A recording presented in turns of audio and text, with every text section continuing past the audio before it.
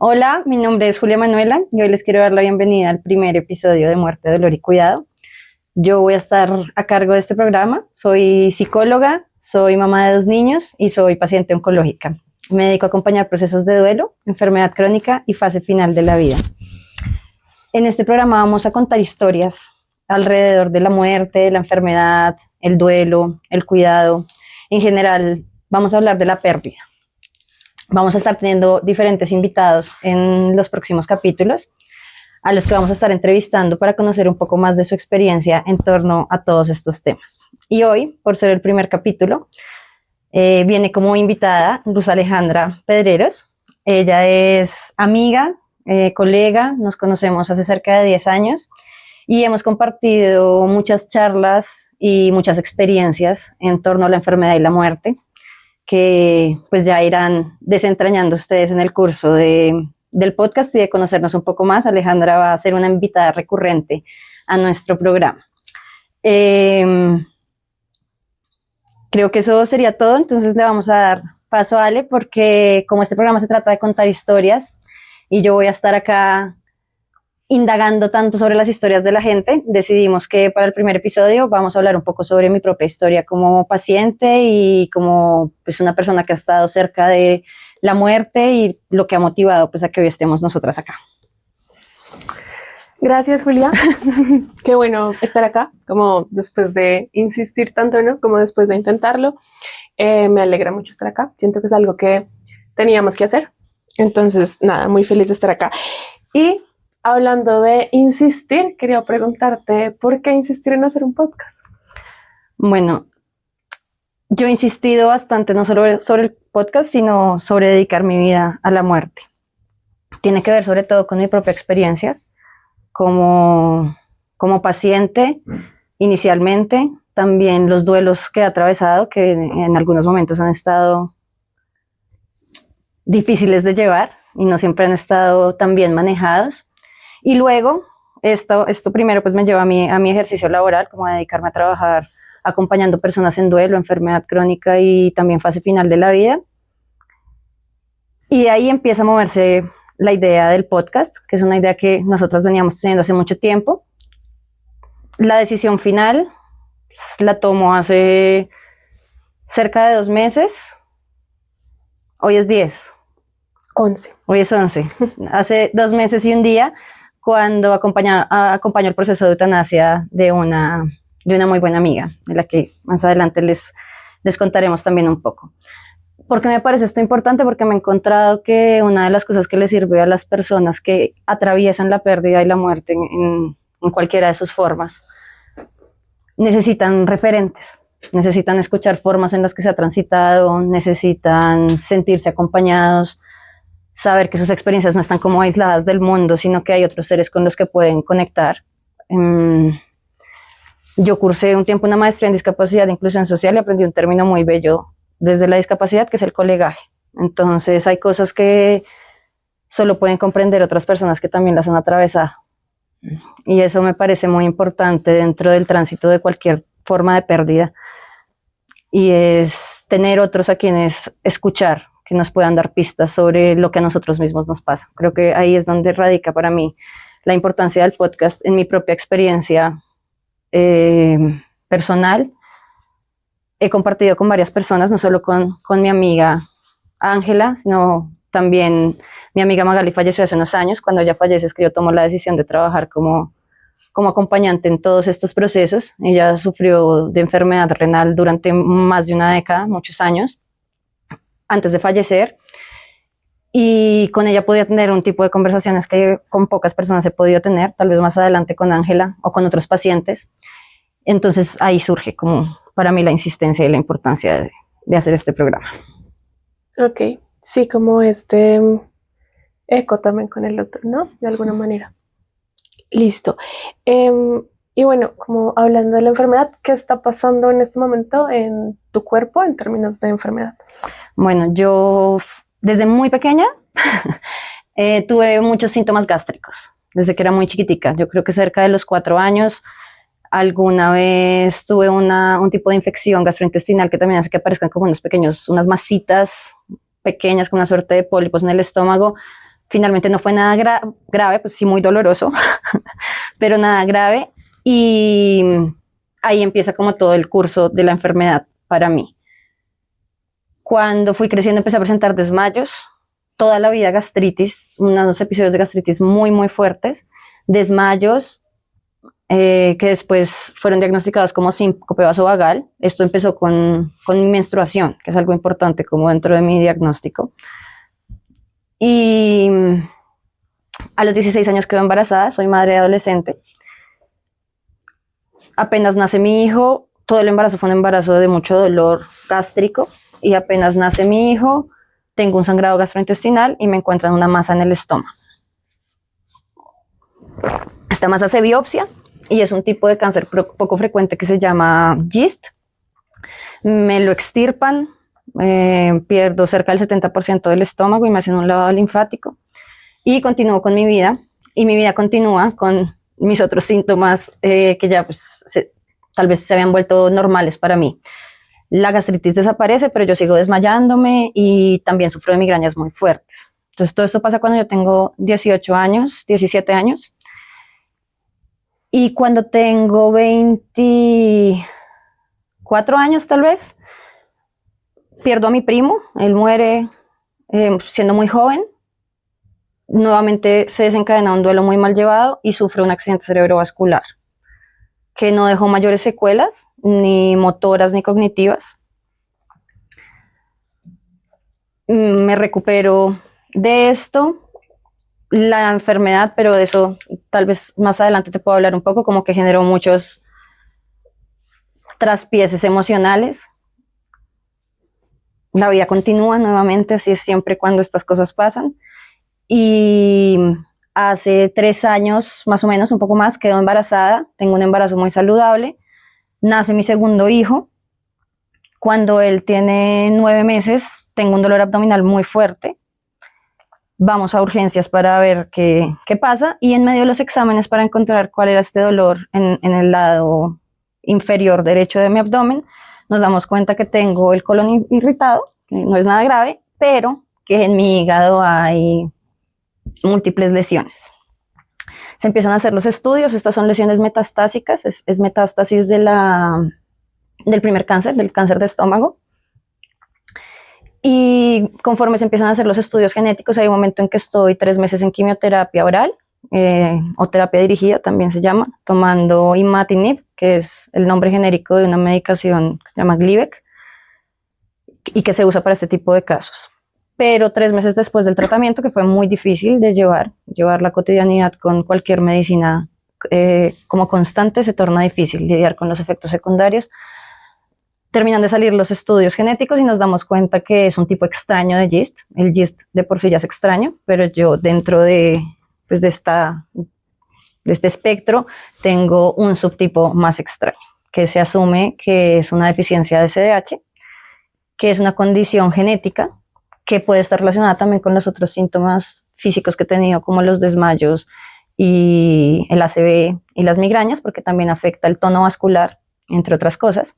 Y lo que pasa con la deficiencia de SDH es que durante el proceso de ciclo de Krebs mis células no producen suficiente ATP, y esto desencadena la posibilidad de desarrollar diferentes tipos de enfermedades, entre ellas el GIST y otro tipo de enfermedades oncológicas también. Okay. Entonces eso es como lo que está pasando hasta ahora. Y estoy en un estudio clínico en el National Institute of Health en Washington, porque si bien no hay tratamiento, pues existen estos programas de investigación que están viendo pues, que se puede desarrollar más adelante o cómo entender mejor este subtipo extraño de GIST. Ok, bueno, cuando hablamos de cáncer se piensa mucho como en el dolor, ¿no? Como en el dolor y en estas cosas. Quiero primero preguntarte si está existiendo en este momento dolor, ¿cómo es la relación en este momento en tu vida en la enfermedad y el dolor, pues físico? En este momento yo no tengo síntomas. Yo soy asintomática, no presento dolor. Eventualmente sigo teniendo episodios de migraña, que es doloroso. Sin embargo, después de la ACV yo tuve algunos tratamientos con anticonvulsivos y también me encaminé un poco mi energía en sanar más a nivel emocional y tal vez incluso espiritual. Y creo que esto ha ayudado a que las migrañas disminuyan. Pues todo un poco, ¿no? El tratamiento médico, algunas prácticas en mi vida y también tratar como de entender la enfermedad desde lo emocional y desde la historia familiar y desde otros lugares. Creo que eso ha ayudado. Entonces el dolor hoy en día no es algo muy frecuente para mí. Tal vez durante los meses de quimioterapia mi periodo menstrual se alteró mucho y los cólicos fueron muy fuertes, pero hoy en día no evito el dolor de forma recurrente. Hay dolor a veces por los exámenes. Estoy próxima a hacerme una biopsia hepática y es un examen médico que es muy doloroso. Y pues siempre hay algo de dolor emocional, ¿no? Claro, sí, entiendo. Ahorita quiero como preguntarte sobre el dolor emocional, pero primero quiero preguntarte por, bueno, estaba revisando un texto de Virginia Woolf. Ella habla mucho como en su experiencia como escritora sobre la enfermedad, ¿no? Entonces ella dice que nos centramos un montón en el dolor emocional, pero nos olvidamos también que hay un cuerpo, ¿no? Que hay un cuerpo que necesita mencionar un dolor que sucede en el cuerpo. Y pues sucede esta incapacidad de separarnos del cuerpo, además, ¿no? Como que ver la vida pues a través del cuerpo que está enfermo, así no sea lo único que sucede, ¿no? Y bueno, en ese marco quería preguntarte, y un poco relacionado también con lo que mencionabas al principio sobre tu amiga Ángela y Magali, ¿no? Que con ellas encontraste como unos lenguajes, digamos, como de entendimiento para la enfermedad. ¿Qué pasa cuando el lenguaje no alcanza a nombrar lo que está sintiendo el cuerpo? Bueno, yo creo que le pude dar un poco un lugar a eso en algún punto sí, como de mi carrera profesional y de mi interés académico y formativo, haciendo un corto de psicoanálisis lacaniano. Y recuerdo mucho la clase en la que nos hablaban un poco de qué es esto de lo real. Hablar igual el lenguaje lacaniano es casi que hablar otro idioma, pero lo real es todo aquello que no puede ser descrito por la palabra ni por la imagen, ¿no? Y cuando el profesor hablaba de eso y trataba de escribir, no lo usaba en algunos momentos algo así como cuando se desgarra la carne, ¿no? Eso es lo real, cuando algo se desgarra. Y yo estaba recién parida de mi segundo hijo, que fue un parto larguísimo, de mucho dolor, otro tipo de dolor, un dolor sustancialmente diferente al dolor de la enfermedad. Y pensaba, eso es lo real, ¿sí? Ese momento donde la mujer está totalmente sumida en las contracciones y como que tiene microsueños dentro del trabajo de parto, pero sigue despierta, pero el cuerpo ya no está, la cantidad de sustancias que se segregan ahí, cuando se desgarra el cuerpo para parir. Y viene ese pensamiento a mí y luego viene para mí el pensamiento del despertarme de la cirugía gástrica. Yo siempre he descrito este momento como, pues, primero que nada, un momento de profundísimo dolor físico, ¿sí? Del cuerpo sobre todo.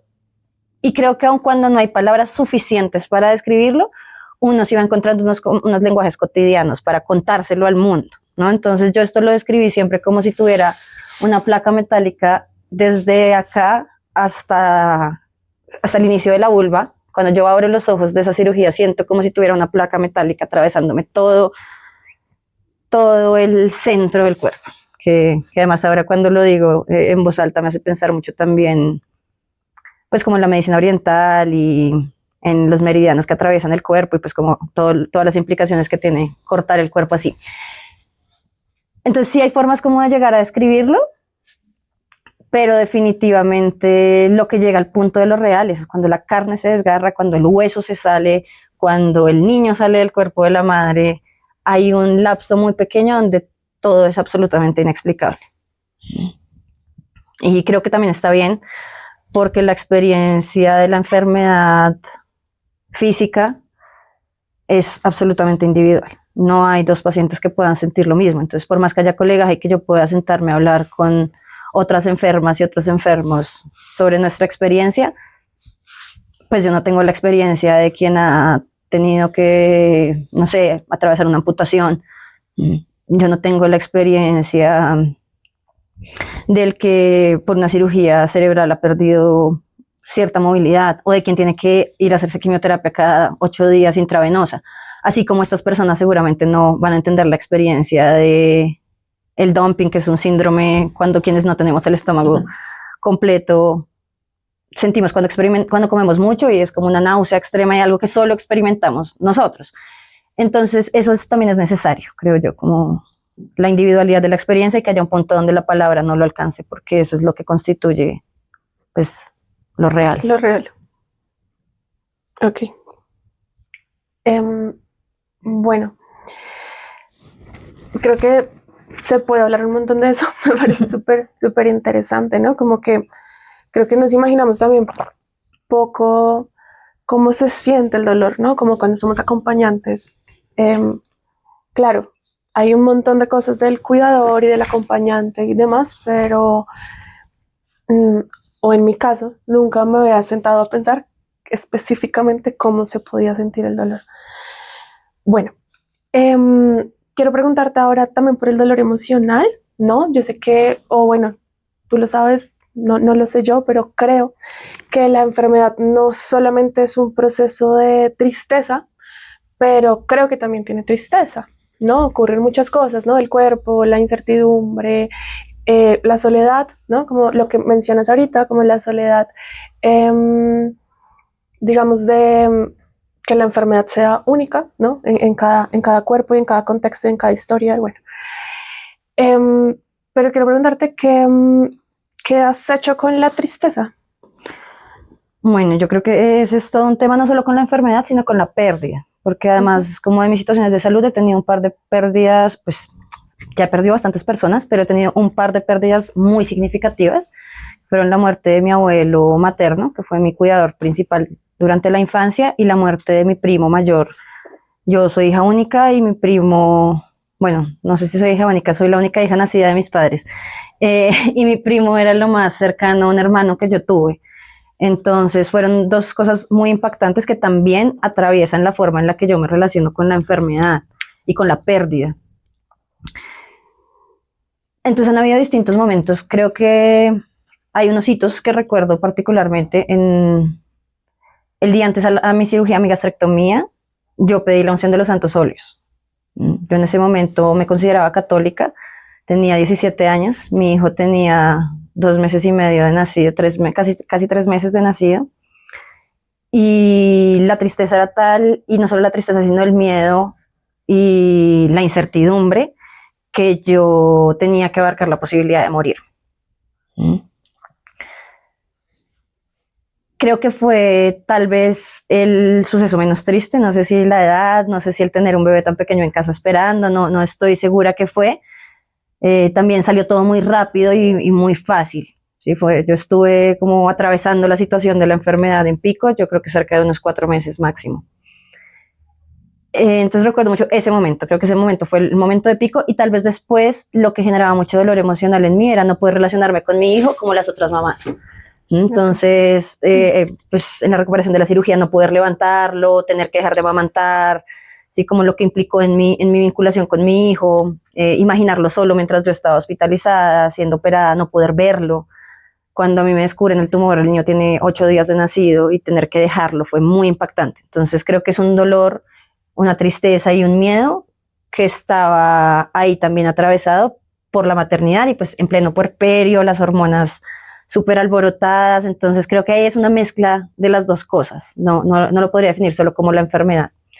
Luego muere mi abuelo y mis emociones colapsan completamente. Y duró mucho tiempo en atravesar el duelo de mi abuelo.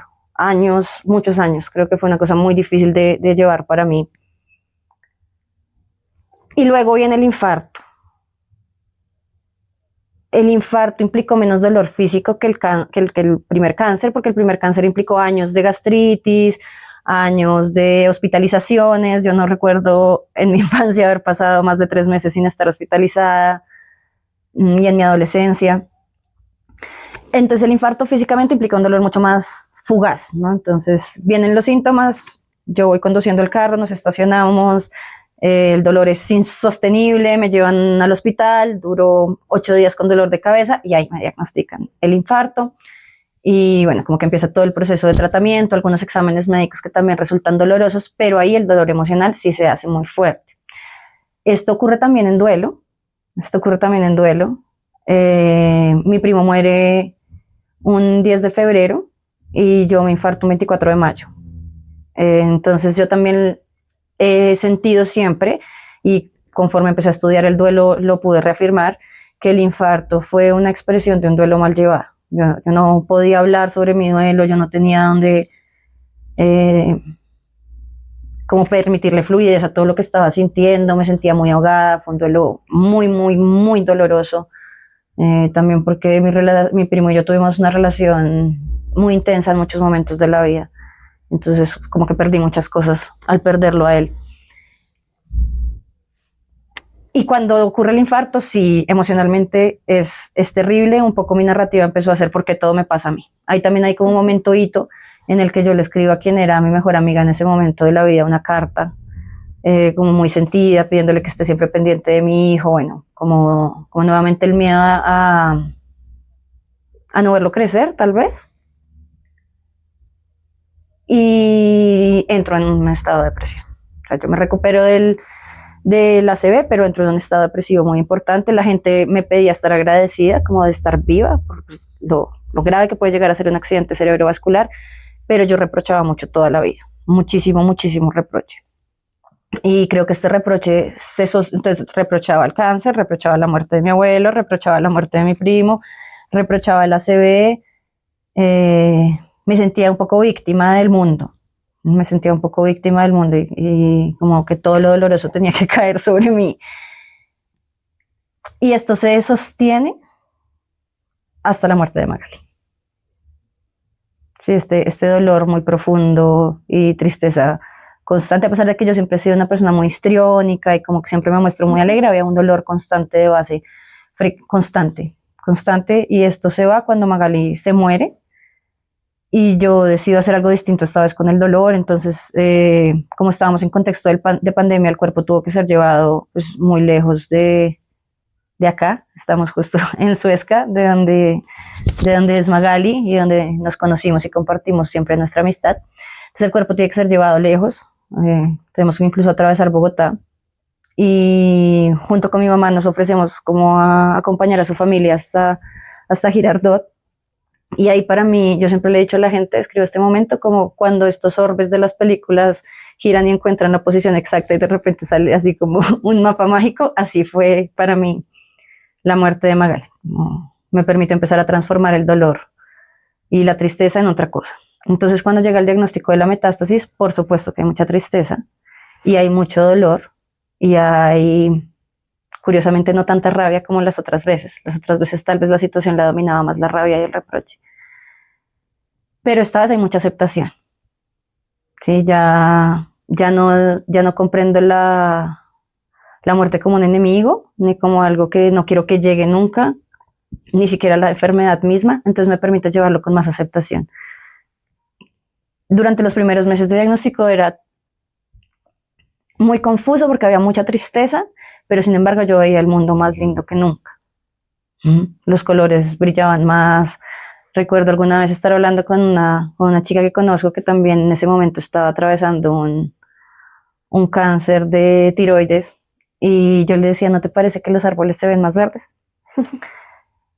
Entonces, como que esta vez que lo puedo llevar con aceptación y con más calma, es una cosa que está todo el tiempo en la balanza. Yo lo suelo llevar con mucha tranquilidad, también hago mucha burla en torno pues a mi situación, pero luego hay momentos en los que me permito llorar, sentir la tristeza. Quisiera decir que sentir la rabia, pero genuinamente en este momento yo no tengo nada de rabia por estar enferma. Sentir el miedo también, digamos, en momentos como estos que tengo que ir a que me hagan nuevos exámenes, el miedo se apodera de todas formas, como una nostalgia premonitoria, sí, como una nostalgia que aparece antes de que las cosas hayan acabado, pero sabiendo que hay cosas que se pueden acabar. Ese es un sentimiento muy constante para mí, como cuando veo a mi esposo, cuando veo a mis hijos, cuando veo a mis amigos, como en ciertos momentos, como, bueno, ¿cómo va a ser todo esto cuando no esté? Eso genera una nostalgia que es bien interesante porque no es la nostalgia común. Creo que eso sería como lo que ha pasado a nivel emocional, pues en grandes rasgos. Sí. Ok, y mencionas algo sobre lo que también te quiero preguntar y es cómo se ha transformado, por ejemplo, tu relación con el dolor, ¿no? O cómo, sí, cómo ha venido cambiando, pues, con el dolor en general, ¿no? Y como con la enfermedad. Entonces te quería preguntar también, ¿en qué te has sentido como incoherente en este proceso, ¿no? ¿En qué has sentido como, sí, la incoherencia? Creo que un poco, creo que un poco ahí, justamente esto que te digo, como lugares que por momentos reprocho mucho, luego agradezco un montón. ¿Mm? Y situaciones que reprochaba mucho en la vida, cuando mi primo se muere, cuando mi abuelo se muere, los diagnósticos, hay un momento en que uno no quiere que esto esté pasando, que también creo que pues, es el proceso propio del duelo, y cada diagnóstico es un nuevo duelo, pues cada pérdida en la vida es un nuevo duelo, no solo atravesado por la muerte y por la enfermedad. Entonces como que hay un momento de mucho reproche y luego termino agradeciendo. ¿Mm? Me ha pasado otra cosa que creo que es muy curiosa y es que yo soy muy sensible ante el dolor y la muerte y la enfermedad de los otros, pero hoy por hoy siempre que se acerca alguien contándome que alguien ha fallecido, que hay un diagnóstico terminal, así como que una de estas situaciones que yo reconozco como muy tristes pasan, si bien me conmueven y comprendo muy bien la tristeza, ya no me parecen tragedias,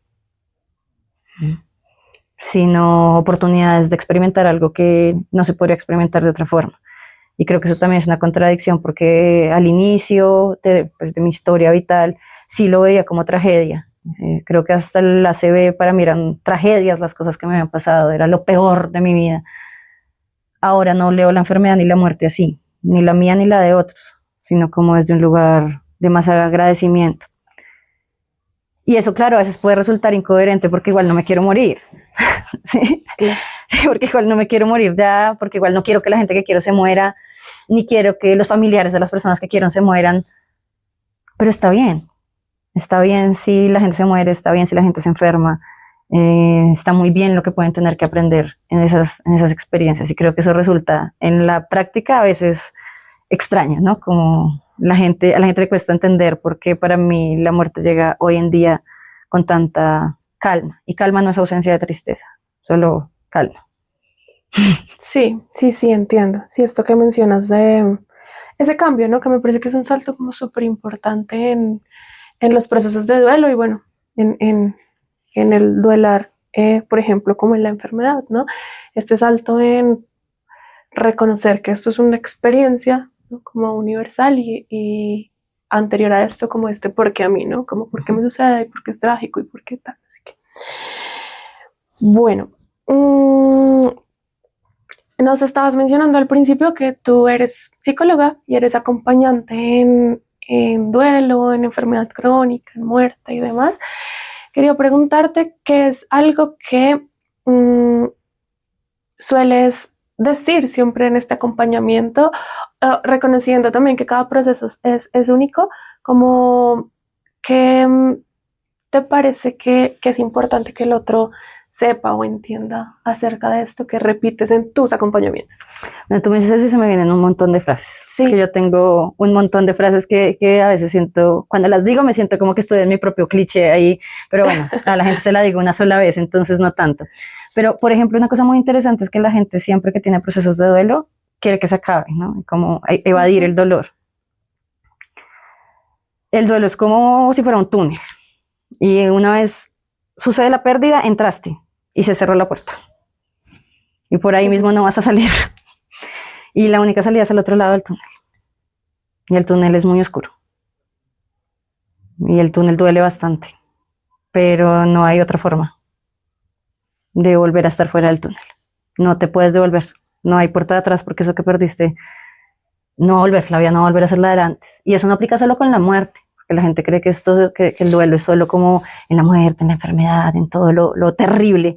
No, es lo que vimos las mujeres, por ejemplo, en un posparto. La muerte de la versión de nosotras mismas que éramos. Y no hay forma de volver allá. Ya, se acabó, esa puerta se cierra, entonces ve al otro lado. Esa es una cosa que repito mucho. Otra cosa que repito mucho y que creo que descubrí al inicio de mi como proceso profesional con algunos grupos de apoyo que hacía es que el duelo no ocurre en escalerita, sino que ocurre en espiral. ¿Sí? Si lo queremos ver como una escalera puede ser, pero es una escalera en espiral donde un poco uno va repitiendo el paso por ciertas paredes ¿no? Entonces la tristeza no ocurre solo al principio, la negación no ocurre solo al principio, la ira no ocurre solo al principio, como que uno vuelve a experimentar una y otra vez las cosas, pero pues en una dimensión distinta. Y conforme la vida ha pasado y también mis creencias espirituales se han ido como asentando en algunos lugares, para mí es muy importante ahora entender como pues, lo que significa la espiral en un montón de cosmovisiones y de filosofías y de tradiciones espirituales. ¿Sí? La espiral da muchos significados que no me voy a extender ahí porque pues, eso sería una charla eterna, pero eso, el duelo es una espiral, como la mayoría de los procesos de la vida. Eso lo repito mucho. Sé que hay más cosas que repito mucho, pero creería que sobre todo esas. Sí, yo creo que esas son dos cosas de las que más repito. Bueno, y también siempre le repito a la gente que la muerte no es un castigo. Creo que tal vez eso más que lo anterior. Que la enfermedad y la muerte no son castigos. Porque no sé si es, no mentira, sí sé, sí sé porque lo he estudiado. Tal vez nuestra época, y hablo de época y no solo de Occidente, y no solo de religión, y no solo de políticas públicas, sino como de todo un contexto histórico global, nos hace vivir en este momento con mucho miedo a la pérdida en general. Pues la pérdida máxima es la muerte, ¿no? Y la enfermedad es una expresión de una muerte que viene en camino. Entonces, creo que eso es muy importante, como salirnos de esta narrativa contemporánea en la que hay que evitar la enfermedad y la muerte a toda costa. También porque la enfermedad pues viene a enseñar mucho. A mí me ha servido mucho en mi propio proceso, como La enfermedad como camino, que es un libro que habla un poco como de qué función tiene la enfermedad en nuestra vida y qué cosas nos puede ayudar a ver. Entonces, eso también es una cosa que está ahí todo el tiempo. Esto no es un castigo.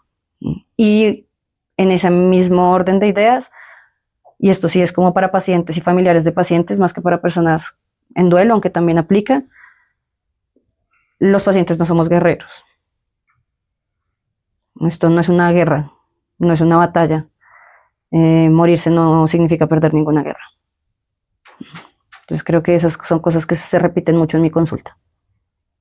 Claro, como muy complejo también porque, claro, la enfermedad, la muerte, estas cosas están enmarcadas en unos universos simbólicos muy fuertes que son los que dices, ¿no? Como esto es un castigo, esto es una tragedia, tienes que ganar la batalla, ¿no? Que al final también termina siendo bien doloroso porque como que responsabiliza al individuo de la enfermedad, ¿no? Claro. Como de tú, ¿por qué no eres tan fuerte para ganar esta batalla?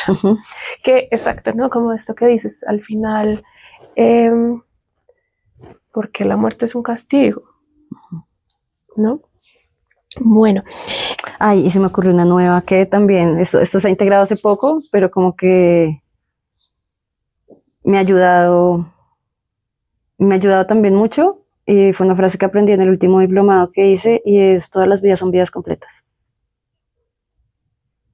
Porque también hay una creencia de, ay, es que se murió a media vida, ay, es que no, las medias vidas no existen.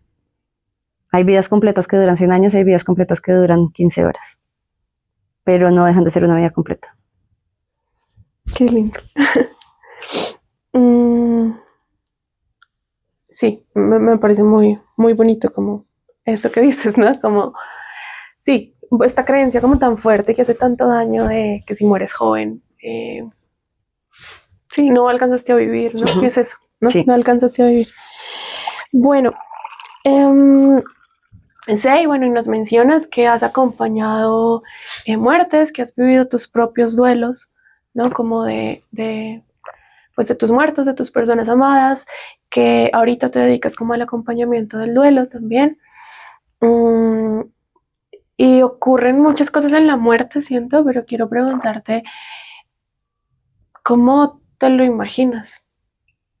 La muerte propia. Tengo un problema, no mentiras, tal vez para mí no es un problema, pero para quienes me rodean a veces sí, y es que la he romantizado mucho. Como estoy tan cerca de todo esto, la he romantizado mucho. Entonces, en mi escenario romántico, Me la imagino acá en Suezca, que es la tierra de mis ancestros maternos, eh, acompañada por mis papás, si están con vida, mis hijos, mi esposo. Si mi abuela está con vida, tal vez, quizás ella. Eh, para los últimos días de mi vida no me imagino cerca tantos amigos. Yo tengo unas redes de afectos muy fuertes con mis amigos, los quiero mucho.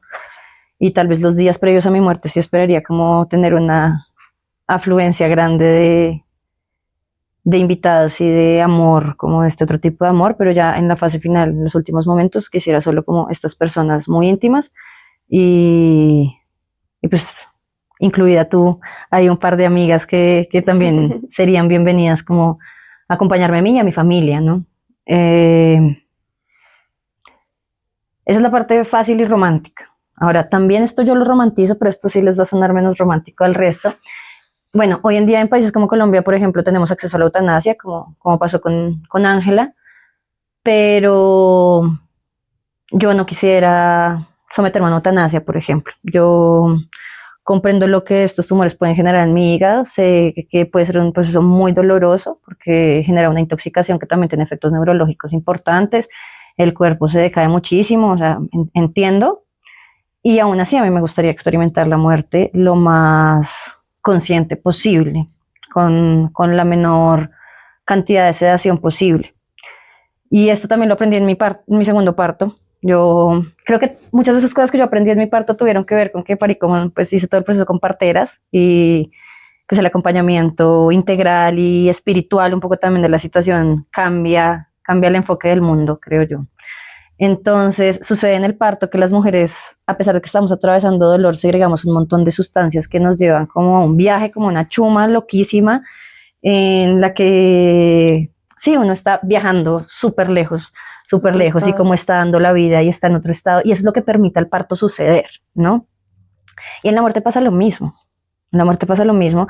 El cuerpo sabe cómo morir cuando son estos procesos en los que va muriendo poco a poco y no, pues cuando hablamos de muertes violentas y abruptas y quisiera experimentarlo. Entonces, muchos pacientes, por ejemplo, unos días antes de su muerte, tienen como un pico, como un rush de energía, en el que muchas veces incluso las personas que los rodean piensan que se van a recuperar.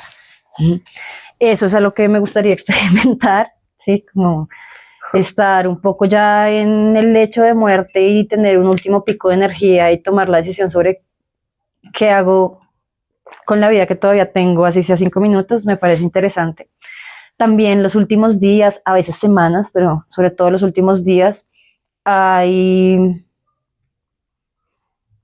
el cuerpo empieza a alternar entre el dolor, por supuesto, y el placer, también por todas estas sustancias que se segregan, ¿no? Lo estudia la ciencia moderna, pero también, digamos, la tradición tibetana lo ha descrito muy bien toda la vida, ellos tienen una relación distinta con la muerte, y describe muy bien estos estados de alternancia también, y esto viene desde la filosofía tibetana para mí, quisiera experimentar lo que ellos llaman como, se me fue la palabra exacta, pero es como el abandono de los elementos, ¿no?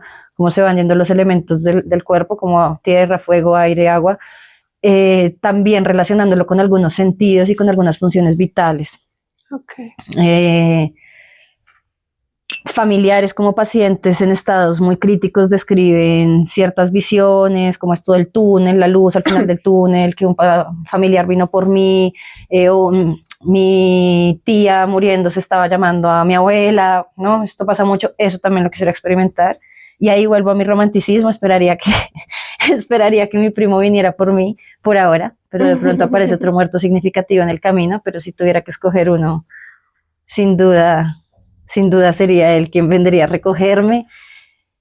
Así lo pienso, y un poco más allá de la muerte, que para mí también hace parte de ese proceso, pero creo que por mis propias experiencias, eh, creo en la reencarnación, entonces espero, y sé que son creencias justamente, no tengo certeza sobre nada, espero entre una vida y otra tener un momento como de conciencia más absoluta, como suelta del ego, ¿no? Como ya no siendo Manuela, sino realmente eso profundo que pues algunas tradiciones llaman el alma, lo que sea que hay, pero anhelo también ese momento, como ese momento de ya no estar conectada al ego ni a este cuerpo que pues me define estando acá, ¿no? Acá soy este cuerpo. Entonces, así me imagino en mi mundo ideal la muerte.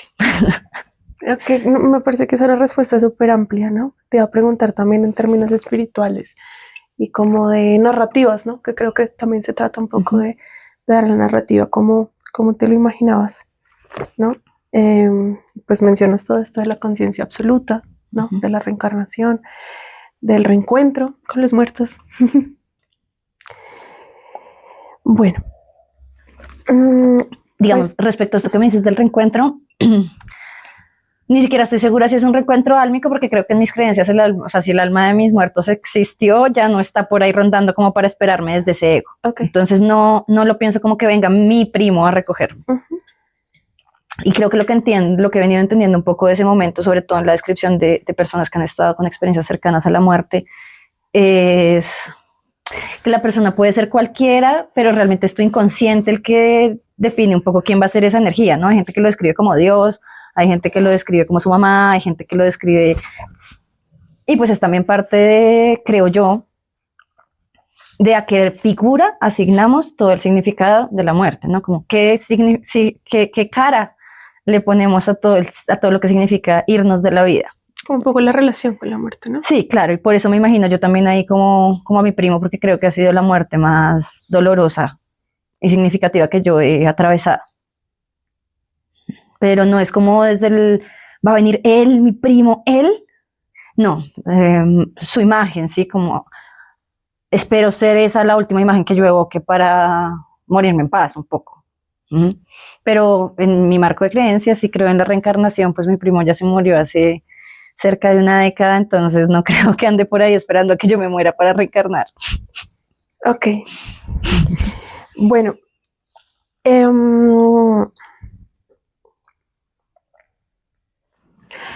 Bueno, quería preguntarte sobre,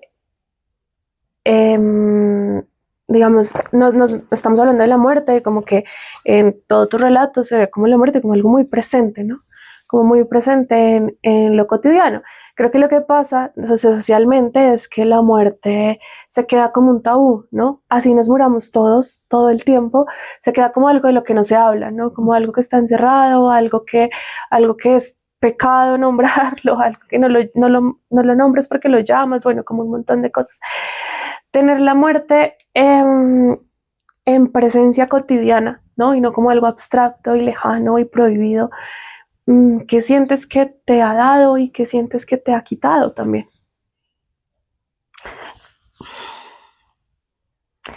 De primero me cuesta mucho pensar en lo que me ha quitado, pero reconozco que sí.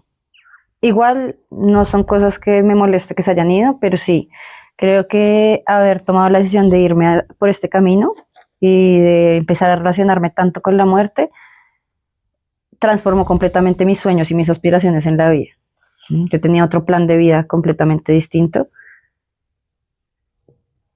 que está muy lejos a eso. Entonces, por ejemplo, siento que me quitó el vínculo con la academia. Okay. Yo tenía un plan como psicóloga mucho más rígido, estructurado, academicista. Y mi relación con la muerte me hizo siempre priorizar qué quiero vivir hoy y encontrar qué lugares que me generen cualquier incomodidad o conflicto más que incomodidad fuerte, los prefiero evitar. Entonces yo tenía muchos conflictos con la academia, ya fue como no más, y creo que hoy en día, digamos, decidí no entregar mi tesis de maestría.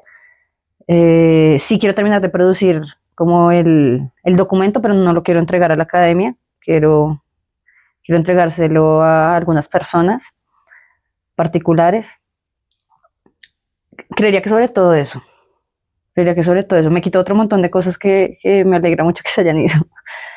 Como la rabia, pues con el tiempo, ¿no? Al principio me generó mucha rabia, pero con el tiempo me fue quitando la rabia, la sensación de sentir que soy una víctima del mundo, que creo que es algo que todos atravesamos en algún momento de la vida. Todos en algún punto nos sentimos víctimas y es mi relación con la muerte la que me quita esto. Y pues algunos otros apegos. Igual hay apegos que se sostienen y que espero que cuando llegue el momento de la muerte haber soltado, pero sí creo que también unos apegos. Y me ha dado todo, todo. Para mí la vida tiene sentido por la muerte. Hace poco, no, hace poco ya no, hace tal vez un año y medio, cuando estábamos en el proceso de diagnóstico, un día mi mamá me decía, estábamos por hacerme una mamografía, una mamografía, no, bueno, un examen de mama, no me acuerdo qué, tal vez una ecografía de seno o algo así. Y ella me decía, pues muy conmovida, porque estábamos en medio del proceso de diagnóstico, algo como: tú no esperas que esta maldita enfermedad deje de existir. Y mi respuesta muy firme fue: no, no, no, yo espero que las personas no sigamos muriendo, a todas las edades. Si todo el mundo se muriera anciano, si todos tuviéramos vidas súper longevas, se perderían muchas cosas básicas de la vida, como la incertidumbre. Y la incertidumbre es el motor para muchas cosas. No saber qué es lo que nos va a pasar mañana es lo que nos inspira a hacer cosas hoy. No saber dónde vamos a estar, ni quiénes van a estar con nosotros, ni si nuestros planes se van a hacer en realidad o no. Entonces lo que le da sentido a la vida es que todos moramos en momentos distintos, que la muerte sea un misterio, que nunca podamos estar, pues casi nunca más bien, 100% seguros de cuándo viene, que todos estemos, que la vida sea frágil también, ¿no? Que la vida sea frágil. Entonces, que se mueran niños, ancianos, jóvenes, que entiendo desde mi propia experiencia, incluso lo doloroso que es perder a alguien joven. Mi primo muere de 26 años y fue muy doloroso. Pero también le decía yo a mi mamá, y para que eso pase, para que la muerte como que opere su lugar en la máquina, pues todos tenemos que poner muertos. Todos tenemos que perder a algunas personas jóvenes, todos tenemos que perder a algunas personas muy viejas, y uno va a ver las historias familiares y así es. En todas las familias alguien ha muerto niño, en todas las familias alguien ha muerto en la adolescencia, en todas las familias alguien ha muerto entre los 20 y los 40. La gente tiene que morir a todas las edades. Creo que eso me ha dado mucho como sentido a la vida. Entender como la fragilidad de la vida y pues la impermanencia, nada permanece, todo se está acabando constantemente. También me lo dio mi relación con la muerte, el entender que nada está quieto, que todo se acaba. Y pues todo eso me ha dado a mí, sí, ya como en mi propia experiencia personal, no profesional, pues sentido a lo que me ha pasado. Lo que me ha pasado ha tenido sentido para mí, como para mi propia transformación personal, emocional, espiritual, y ha tenido sentido para las personas que me rodean. He podido hacer algo por la gente que llega a mí como profesional. También sí, en mis espacios de consulta hago algo que tiene sentido. Me pasaba mucho en la academia, que era súper interesante, pero al final todo lo que producían, pues se queda ahí archivado en algún lugar o se sigue investigando sobre lo que ya se ha investigado y se investiga más y se dice más al respecto. Pero en la vida práctica pasa poco. Entonces creo que me ha dado también eso, la posibilidad de hacer algo real con el conocimiento. Okay. Esas son las cosas, siento yo, que me ha dado a mí la muerte. Sí, entiendo. Bueno, nos estabas hablando de lo espiritual, sé que este es un tema muy amplio, muy complejo, bueno, igual como todos los que estamos tocando en este momento, pero quiero hacerte una pregunta específica sobre eso, y es cómo se siente Dios en este momento, si hay una creencia sobre Dios, ¿no? Como algo que te refugia, como algo que te consuela, como algo que está ausente, como algo que no se quiere nombrar. Yo siempre he creído en Dios. Pues lo que te decía, cuando tenía 17 años pedí la unción de los santos óleos cuando creí que estaba por morir. Sí. Y he buscado la experiencia de Dios de muchas formas, he ido a tomas de yagé, he meditado, he leído sobre budismo, bueno, por todos lados. Y creo que un poco de todo lado he ido cogiendo un poco. Mi relación con las religiones ha sido complicada también durante mi adultez, un momento como de mucho escepticismo y como rechazo hacia la institución religiosa. Hoy en día siento mucho respeto hacia todas las instituciones religiosas, también comprendiendo pues, los problemas graves que tienen como instituciones.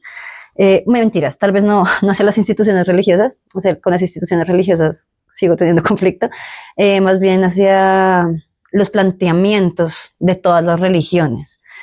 Eh, Al estudiar la muerte también he encontrado muchos puntos de convergencia entre lo que nos dicen casi que todas las tradiciones en el mundo, como que convergen en muchos puntos. Entonces, para mí, Dios sí existe, pero es muy gracioso que no lo busco para que me consuele, ¿sí? Como ni desde la fe, como, sálvame Dios, eso nunca lo he buscado en Dios, pues tal vez cuando pequeña, ¿no? Pero ya en mi adultez no, nunca lo he buscado así porque no es un castigo la enfermedad, no es un castigo la muerte, entonces no es como que Dios me haga un favor si me salva. Entonces no siento que Dios me vaya a salvar, ni a mí ni a nadie. Mm. Ni tampoco en un consuelo, pero porque no veo una tragedia en esto. Uh-huh. Y en los últimos meses lo he aprendido a poner más en un lugar del agradecimiento. Como, bueno, pues gracias por esta oportunidad, Dios, o mundo, o universo, o cosmos, o Pachamama, o como le queramos llamar, porque tal vez encasillarlo en un nombre sí es algo que me cuesta. Pues gracias por esto, porque si la enfermedad no hubiera venido, si la muerte de mis seres queridos no hubiera venido, pues yo no podría sentarme hoy a hacer lo que hago, a ser quien soy, y me gusta quien soy, y me gusta lo que hago. Tal vez no habría tenido la oportunidad de acompañar en el dolor a tantas personas, que es algo que para mí ha resultado muy gratificante. Saber que gracias a todo esto que yo he vivido y que me ha pasado, hay otras personas que no han tenido que enfrentar el dolor en soledad. Entonces, como sí, creo en Dios, pero no le pido que me salve, ni me siento castigada, ni desde ahí. Ok. Bueno, esa era mi última pregunta. No sé si quieras decir algo más. Yo sé que son muchos temas, que hay muchas cosas que se quedan cortas, ¿no? La palabra nuevamente. Quizás porque es real, porque es lo real. Pero, si quieres decir algo más. No, creo que ya tendremos tiempo para seguir charlando de otras cosas cuando vayan fluyendo. Okay. Creo que por ahora está bien y creo también que pues le permite a las personas que van a ver el capítulo como una mirada muy general eh, para entender desde qué lugares me voy a parar a la hora de hacer esto, que creo que es una de las cosas principales acá, como cuáles son las intenciones en esto, creo que quedan claras ahí, como desde qué lugares vamos a estar hablando sobre la muerte. Ok, yo pues te quiero agradecer, de verdad, por la conversa, por la compañía, voy a llorar,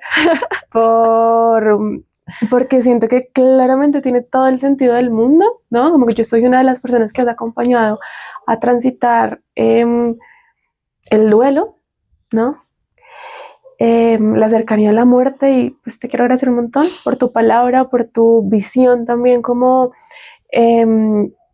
que así sea lejos de la academia, creo que ha sido como una investigación emocional muy importante, ¿no?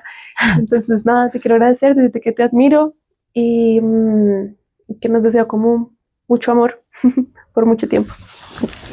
Te amo.